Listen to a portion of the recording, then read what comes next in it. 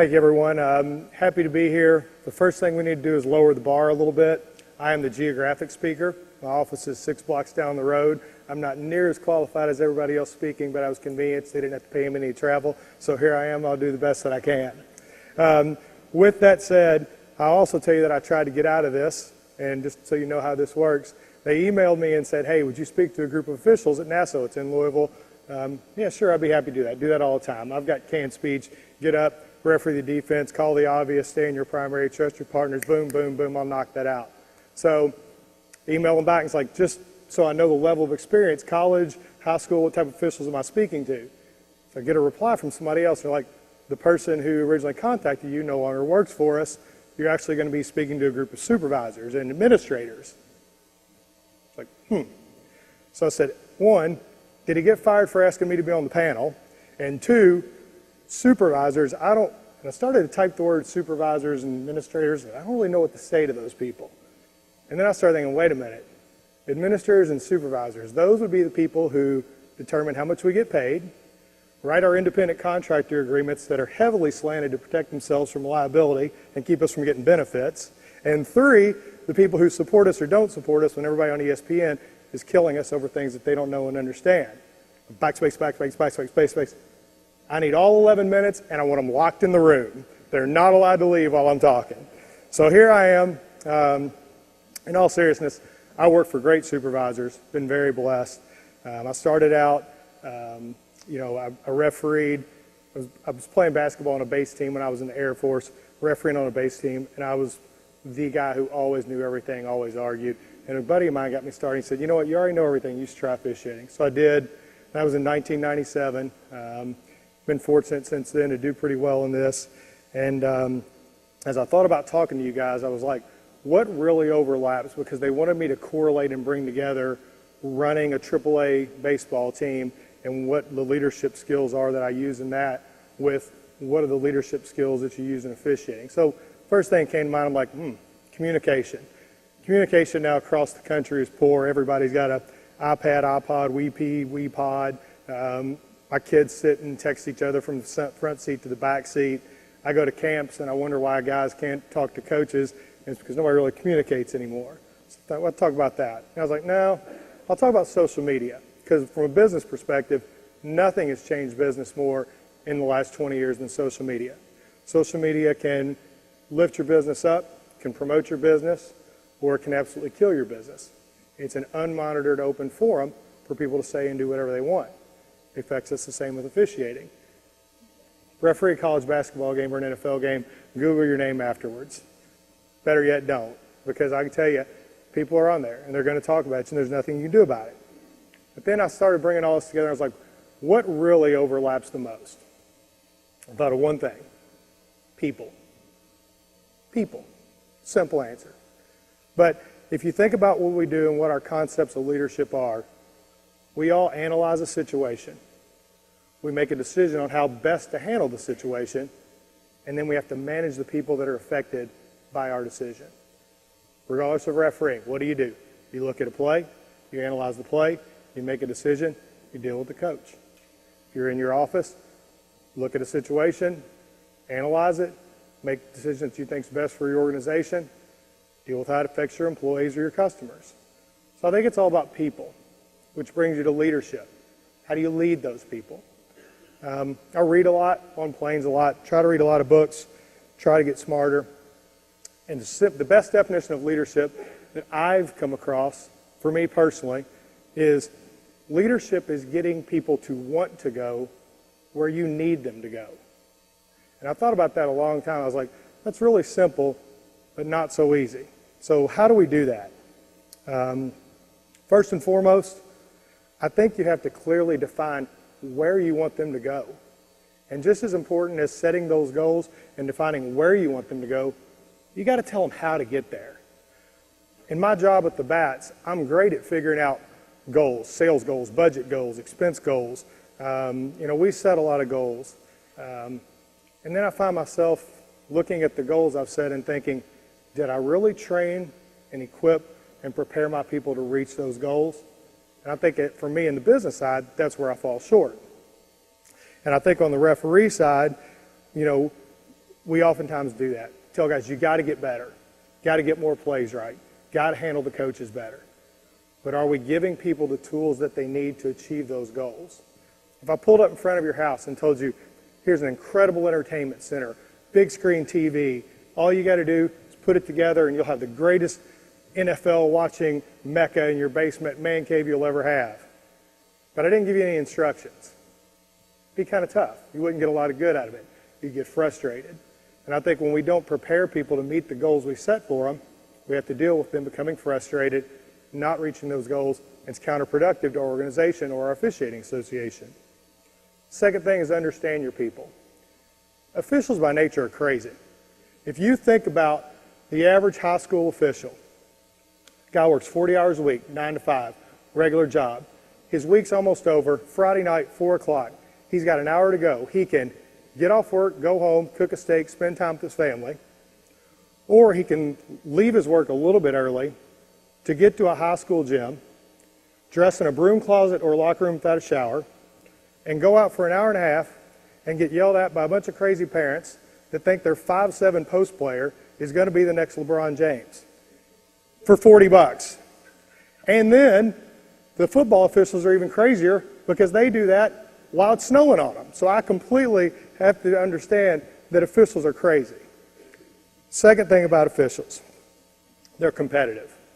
And this has been told at many NCAA meetings, but we start out in men's basketball, I don't know, they say 1,200. I don't know if the numbers are right or not on the top end, but 1,200. When we get to the NCAA tournament, they select 100, okay? So we now got 1,100 people who are already mad they didn't make it. We go from 100 to 40 in the regionals. 4 of those are already mad because they're the standby. 36 are pretty happy. We go from 36 down to 10. One of the 10's already mad because he's a standby. Then 6 more find out they're working on Saturday and not Monday night. So now 6 more are unhappy. Then the 3 working the championship game on Monday night, only one of them's the crew chief. So there's one happy guy in all of college basketball officiating by about April the 5th. The last thing is officials are proud. We want to do a good job. As a group, every one of us wants to excel, and I think as a whole we want to do what's best for the game. I've driven home before and not been able to sleep over missed plays. And most of the people that I work with and share stories with have had similar nights, similar experiences, where when you haven't done your best or you feel like you've missed a play, you just can't deal with it until you get a few days out and you have a few games in between. It happens. Third thing, communicate with your people. We don't talk to people anymore. It's email this, return this form, here's a text message, send me a game report, don't call me, I'm trying to deal with 60, 70 people. You know, and for me, I've got employees at work. They need to hear from you, okay? Your employees don't just need an email all the time. Your officials don't just need a text message all the time. They want to hear from you. They want personal communication. They need feedback. I think most importantly, if you're going to praise them publicly. If you're going to admonish them privately. No grown man or woman wants to be embarrassed in front of his peers. Nobody wants to get an email, there's 60 other people on it, tell them how poorly they did. Be careful how you talk to them, but talk to them. Treat everyone fairly, but not necessarily equally. This is a John Guthrie quote, and God bless his soul, I think he did more to help young officials and advance college basketball officiating than anybody I've ever been around. But he told me one time, he said, hey, I'm going to treat you fairly, but not equally. He wasn't going to treat me the same as Gerald Boudreau, Andre Patillo. But he always treated me fairly. They weren't going to get asked to go work in the Panhandle for $75. But you know what? I didn't deserve to be treated the same as them because I haven't reached that level yet. So with your people, treat them all fairly, but not equally. We've all got people in our associations or in our organizations. You hate seeing their number pop up when they call. You're about to lose it when you see them walking towards your office. They're not fun to deal with because they're not your best people. Don't treat them the same way as your best ones, but you always have to treat them fairly. Walk in their shoes. And this is something I've learned because my first instinct a lot of time is to judge or say, why is he doing that? Or why is he acting that way? Or what's happening? But then I've learned over the years that I never really know unless I take the time to walk in someone else's shoes what they're going through. I was riding to a game at Southeast Missouri State, Cape Girardeau. from Louisville, because God bless John Guthrie, he was also geographically challenged, and he thought it was next to Louisville, so he sent me there a lot. But I picked up an SEC official that had just worked at Vanderbilt and was going to work at Kentucky the next night. We were driving to the game, and I asked him, I said, I just got to know. So you go from Vanderbilt in Florida to Kentucky and Georgia, but you're going to come do SEMO Morehead State in between. I said, do you just do this, to help younger guys to teach? And he's like, no. He said, to be honest with you, I try to work 1 or 2 of these a week. My mom's got cancer. Medicare doesn't pay her bills. I pick up these games so she can have her medicine. Before I got in the car, I was thinking, I should have 10 more OVC games because he doesn't need to be working these games. But I didn't know what was going on in his life. So before you make a judgment or you cast, a decision on someone of what they're doing personally, take a minute and understand what's going on in their life. Support your officials. You want to talk to officials about 3 things that matter: support, compensation, communication. Not necessarily in that order, but that's the 3 things that we want. We want to get paid well, we want to be communicated with so we know how we're doing, and we want support. I won't go into specific instances, but you can read the news, turn on the Twitter, or watch whatever it is you get your information from. This is a big issue right now. And it's only going to get bigger because of the unfiltered social media and the forums people have to do things. So you have decisions you can make. Can you support your officials? Can you support your employees?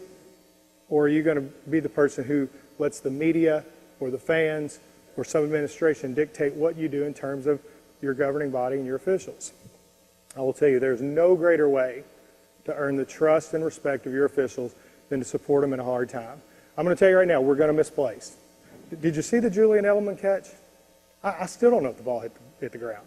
We're going to misplace. Basketball happens in a 1/10 of a second. You've got to make a decision. We're never going to be perfect.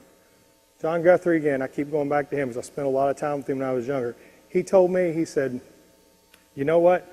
What you do for the next 5 minutes after you miss a play tells me a lot more about what kind of official you're going to be than how many plays you miss.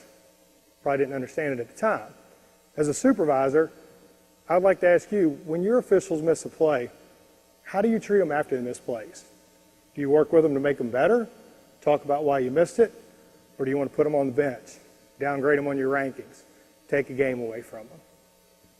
Tom Brady throws an interception, he ain't coming out of the game. He's not getting traded. LeBron James misses shots. They're not looking to put him on the bench. Don't put one of your best guys on the bench because they make a mistake. Because inevitably, you're going to deal with that. It's going to happen. Last thing, and coming from me, this probably seems odd if anybody knows me. When I was younger, I didn't know how to talk to coaches. I called technical fouls all the time. That was how I did it. I survived in the Big East with coaches that were in the Hall of Fame, were way better than me, by just not talking to them. And when they finally got out of line, I'd just give them a technical foul and move on. I think I've gotten a little bit better at that. But I will tell you that I think there's nothing more important to build your officiating community, to build your organization, to build your business, than to foster community and togetherness.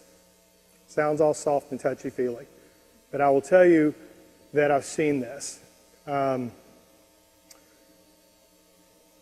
It's tough for me. 2008,